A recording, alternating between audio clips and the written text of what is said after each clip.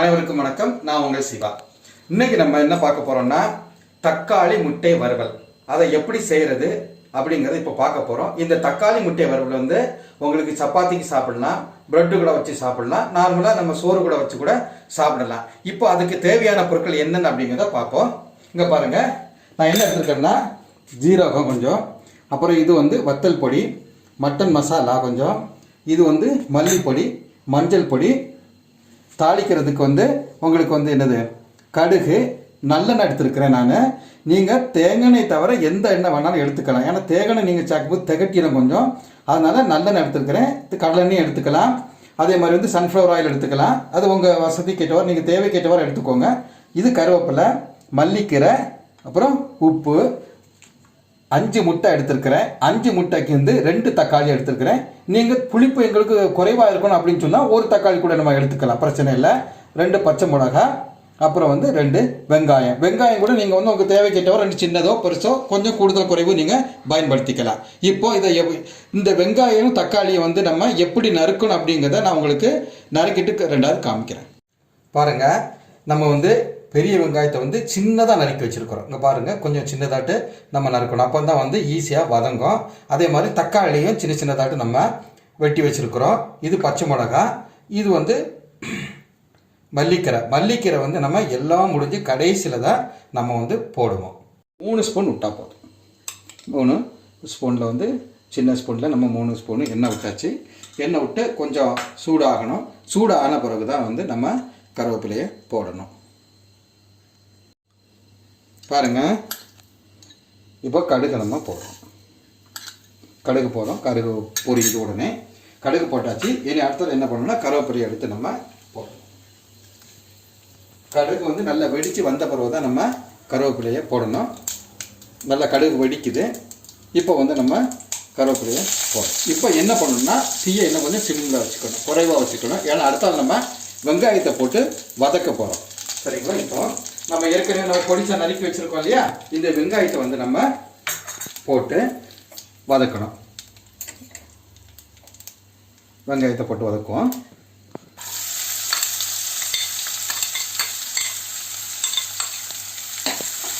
வெங்காயத்தை போட்டு இப்படி ஒரு நிமிஷம் நம்ம வந்து ஒரு 2-3 இப்படி கிளறி விடணும். நம்ம தீயை வந்து நான் வந்து ரொம்ப குறைவாக வச்சுருக்கிறேன். ஏன்னா நீங்கள் வந்து வதக்கும் போது தீயை ரொம்ப அதிகமாக வச்சிங்கன்னா இது வந்து கரிஞ்சிடும்.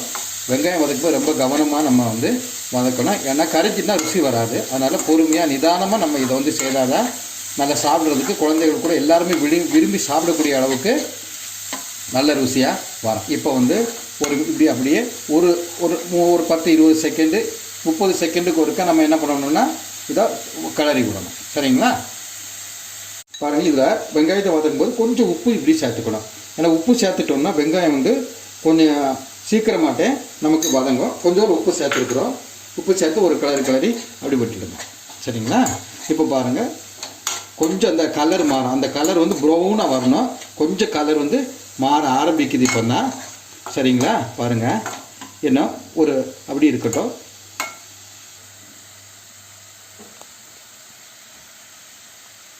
பாருங்கள், இப்போ வெட்டி வச்சுருக்க பச்சை மிளகாயும் நம்ம அதில் சேர்த்துருக்குறோம். இப்போ பச்சை மிளகாயும் நம்ம சேர்த்தாச்சு. சேர்த்து அப்படியே வதக்கணும் கொஞ்சம் நேரம். பாருங்கள், இப்போ இந்த வெங்காயம் வந்து நல்லா அழகாக ஒரு ப்ரௌன் கலரில், அதாவது பழுப்பு நிறத்தில் வந்து வதங்கி வந்திருக்கு. பழுப்பு நிறத்தில் வந்து வதங்கி வந்திருக்குது. இந்த வெங்காயம் வதங்கிறதுக்கு ஒரு 10 நிமிஷம் ஆகும். இந்த மொத்த தக்காளி முட்டை வறுவனுடைய ருசி இந்த வெங்காயம் வதங்குறதுல தான் இருக்குது. இந்த வெங்காயம் வதக்கிறதுக்கு ஒரு 10 நிமிஷம் நீங்கள் வந்து நிதானமாக தீயை குறைவாக வச்சு டைம் செலவழிச்சிங்கன்னா மொத்த இந்த தக்காளி முட்டை வறுவல் வந்து மிக ருசியாக வரும். இப்போ வந்து வெங்காயம் வதங்கியாச்சு. நம்ம இந்த தக்காளியை சேர்க்குறோம். தக்காளியும் சேர்க்குறோம். தக்காளி சேர்த்த பிறகு நீங்கள் இந்த தீயை கொஞ்சம் வேணால் அதிகமாக நம்ம வச்சுக்கலாம், ஒன்றும் பிரச்சனை இல்லை. தக்காளி சேர்த்த பிறகு கொஞ்சம் அதிகமாக வச்சுக்கலாம். இப்போ தக்காளி சேர்த்து ஒருக்கா கிளறி விடுவோம். மொத்தமாக கொஞ்சம் தீயை நான் வந்து கொஞ்சம் ஜாஸ்தி பண்ணிக்கலாம். ஏன்னா அப்போ தக்காளி கொஞ்சம் சீக்கிரமாக வதங்க. அதுக்கு பிறகு தீ கொஞ்சம் அதிகமாக வச்சாலும் நமக்கு பிரச்சனை இல்லை. இங்கே இருக்க கிளறி விட்டுட்டு ஒரு 30 செகண்ட், 1 நிமிஷம் வந்து, அல்லது 1 நிமிஷம் வந்து அப்படியே மூடி வச்சிடணும். சரிங்களா? பாருங்கள், இப்போ மூடியே திறக்கிறேன். நீங்கள் வந்து இடையில ஒரு நேரம் வந்து நான் கிளறி கொடுத்தேன் திறந்து. இப்போ பாருங்கள், வெங்காயம் அழகாக வதங்கிட்டு. சரிங்க, இப்போ நம்ம என்ன பண்ணணும்னா ஒவ்வொன்றா மசாலா ஐட்டங்களை நம்ம வந்து சேர்க்குறோம். இப்போ கொஞ்சம் நம்ம முதல்ல வந்து வெங்காயம் வதங்கிறதுக்கு கொஞ்சமாக உப்பு யூஸ் பண்ணோம். இப்போ கூட கொஞ்சம் உப்பு நம்ம சேர்த்துக்கிறோம். கொஞ்சம் உப்பு சேர்த்துக்கிறோம். கொஞ்சம் உப்பு சேர்த்தாச்சு. சரிங்களா, அதுக்கு அடுத்தால என்ன பண்ணணும்னா மற்ற ஐட்டங்கள்லாம் சேர்க்கணும். கொஞ்சோட ஜீரகத்தை எடுத்து கொஞ்சம் இந்த பாருங்கள் கொஞ்சோடு தூவிக்கணும். தூவியாச்சு. அடுத்தால வந்து மஞ்சள் பொடி நம்ம கொஞ்சோட போட்டுக்கிறோம். மஞ்சள் பொடி கொஞ்சம் பயன்படுத்திக்கிறோம். மஞ்சள் பொடி எப்போவுமே நம்ம வந்து உணவில் சேர்க்குறது நமக்கு நல்லது, நோய் எதிர்ப்பு சக்தி கொடுக்கும். இது வந்து மட்டன் அந்த பவுட்ரு, மட்டன் மசாலா பவுட்ரு, அது கொஞ்சோடு சேர்த்துக்கிறோம். அடுத்தால வந்து நம்ம வந்து மல்லிப்பொடி கொஞ்சம் சேர்த்துக்கிறோம். மல்லிப்பொடி கொஞ்சம் ஒரு அரை ஸ்பூன் மல்லிப்பொடி சேர்த்துக்கிறோம். இப்போ எல்லாத்தையும் சேர்த்தாச்சு. இப்போ என்ன பண்ணணும்னா இதை வந்து நல்லா கலரிக்கணும். அப்புறம் வத்தல் பொடியை கொஞ்சம் நம்ம சேர்த்துக்கிறோம். ஏற்கனவே ஒரு பச்சை மிளகா போட்டிருக்கிறோம். பச்சை மிளகா காரம் குறைவாக இருந்துச்சுன்னா நீங்கள் 2 பச்சை மிளகா கூட போடலாம். காரம் நிறையா இருந்துச்சுன்னா ஒரு பச்சை மிளகா போட்டு அதுக்கேற்றவாறு வத்தல் பொடியை வந்து கூடுதலோ குறைவாட்டோ நீங்கள் வந்து பயன்படுத்திக்கணும். அது நீங்கள் பயன்படுத்தக்கூடிய அந்த பச்சை மிளகாயை பொறுத்து காரத்தை பொறுத்து இருக்குது. சரியா, இப்போ பாருங்கள் நல்ல ஒரு கலரி கொடுக்கணும். பாருங்கள் அழகாக உருண்டு இந்த சட்டியில் ஒட்டாமல் அழகாக வரும். பாருங்கள், சட்டியில் ஒட்டக்கூடாது. அழகாக உருண்டு அப்படியே அழகாக வரும். நெய் மாதிரி, நெய் சேர்த்தது மாதிரி பார்க்குறதுக்கு நமக்கு தெரியும். பாருங்கள் அழகாக வந்தாச்சு. இப்போ நம்ம என்ன பண்ணணும்னா இந்த மசாலாவுடைய பச்சை வாசனை மட்டும் கொஞ்சம் போனோம், அதுக்கு கொஞ்சம் வச்சுருக்கிறோம். இப்போ வந்து தீயை இன்னும் கொஞ்சம் குறைச்சி வச்சுருக்கிறோம். அதாவது தீயை வந்து அரை பதத்துக்கும் கொஞ்சம் குறைவாக தக்காளிக்கு வச்சுருக்கணும். வெங்காயம் வதக்கும் போது ரொம்பவே குறைவாக வச்சுருக்கணும். அப்படின்னா ருசி வந்து உங்களுக்கு நல்லா வரும். தக்காளி முட்டை வறுவல் வந்து ருசி வந்து ரொம்ப அழகாக இருக்கும். இப்போ நம்ம முட்டையை உடைச்சி விட்றோம். மொத்தம் நம்ம வந்து 5 முட்டை பயன்படுத்துகிறோம். முட்டையை வந்து உடைச்சி விடணும். பாருங்கள், 5 முட்டையை நம்ம உடைச்சி ஊற்றியாச்சு. இப்போ தீ வந்து முக்கியமாக சிம்மில் தான் நம்ம வச்சுருக்கிறேன். இப்போ இப்படியே கொஞ்சம் நேரம் நம்ம வந்து கிளறணும். இந்த மாதிரி கிளறி, ஏன்னா அந்த மஞ்சக்கரு வெள்ளைக்கரு எல்லாமே வந்து ஒன்றா மிக்ஸ் ஆகணும். தீ குறைவாக வச்சுருக்கனால வந்து ரொம்ப வந்து சட்டியில் ஒட்டாது. லேசாக இப்படி வந்து நம்ம கரண்டியை வச்சு சைடில் வந்து இது பண்ணி விட்டோம்னாலே போதும். இப்போ இந்த தக்காளி வெங்காயம் எல்லாமே முட்டை எல்லாமே ஒன்று சேரக்கூடிய அளவுக்கு முதல்ல நல்லா கொஞ்சம் கிளறும். ஏன்னா கட்டியாக இல்லைன்னா அங்கேயே கிளறாமல் விட்டோம்னா இருந்துடும். இப்போ நல்லா இப்படி கிளறி கொடுக்கணும். கொஞ்சம் நேரம் கிளறி கொடுக்கணும். பாருங்கள் எப்படி கிளறுறீங்க. இந்த மாதிரி அழகாக கொஞ்சம் நேரம் கிளறிட்டு எல்லாம் நல்லபடியாக சேர்ந்துருக்கும். முட்டை தக்காளி வெங்காயம் மசாலா எல்லாமே ஒன்றுக்குள்ளே ஒன்று நல்லா சேர்ந்துருக்கும். இப்போ என்ன பண்ணணும்னா அதே தீ சிம்மில் வச்சு குறைவாக இருந்து ஒரு 30 வினாடி வந்து நம்ம இதை மூடி வச்சுருவோம். பாருங்கள், இப்போ நான் வந்து 30 செகண்ட் கழித்து நான் திறக்கிறேன். திறந்து வந்து பாருங்கள், இப்படியே உங்களுக்கு இப்படி இந்த மாதிரி இருக்கும். இப்போ என்ன பண்ணோம், நல்லா கலரி விடணும். நம்ம சைட்லலாம் ரைஸாக ஒட்டிகிட்ருக்கோம். இந்த ஒட்டிகிட்டு இருக்கிறதெல்லாம் ஸ்பூனை வச்சு நம்ம வந்து ஆப்பை வச்சு நம்ம என்ன பண்ணணும், கொஞ்சம் இப்படி கிளறி விடணும். அப்புறம் அடி பிடிக்காமல் அந்த மாதிரி வரும். இது வந்து கலரில் தான் நம்ம வந்து கிண்டி கொடுக்குறதுல எல்லாமே இருக்குது. அப்படியே மூடி விட்டுட்டோம்னா ஆம்லேட் மாதிரி எல்லாம் ஒன்றுக்குள்ள ஒன்று அப்படியே இருக்கும்.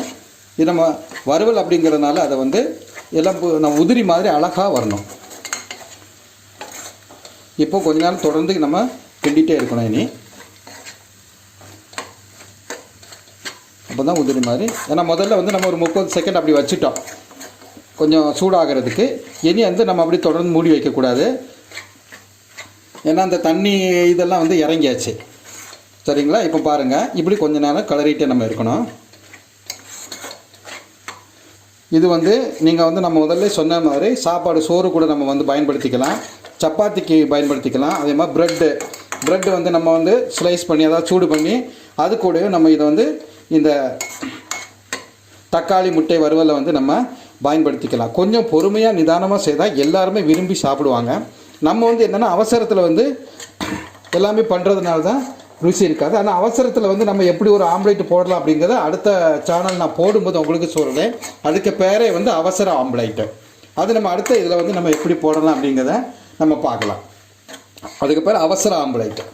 வெங்காயமோ தக்காளியோ பச்சை மிளகாய் எதுவுமே நம்ம வெட்டாமல் உடனே ஒரு 5 நிமிஷத்துக்கு உள்ளாடியே வந்து நம்ம வந்து அதை ப்ரிப்பேர் செய்திடலாம். அந்த ஆம்லேட், அவசர ஆம்லேட், அதை அடுத்த சேனலில் அவங்களுக்கு காணிக்கிறேன். பாருங்கள், உதிரியாக அழகாக நமக்கு வந்து வருது பார்த்தீங்களா. இந்த உதிரியாக வர்றது தான் ரொம்ப ரொம்ப முக்கியம்.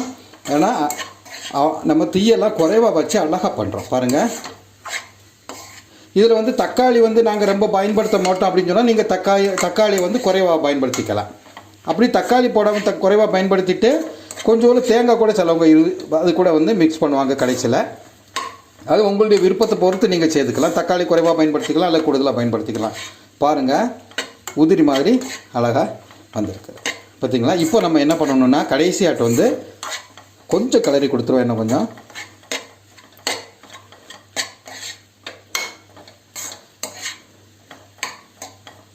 பாருங்கள், கிளறிட்டே இருக்கிறது தான் ரொம்ப ரொம்ப முக்கியம். அடியும் பிடிக்காமல் இங்கே பாருங்கள், நீங்கள் அடியில் பாருங்கள், நம்ம தீ வச்சுருக்கோம், ஒரு இது வந்து எந்த இதுவுமே அடியில் பிடிக்கல. அதனால தான் நம்ம இப்படி கிளறி கொடுக்கணும் பார்த்தீங்களா.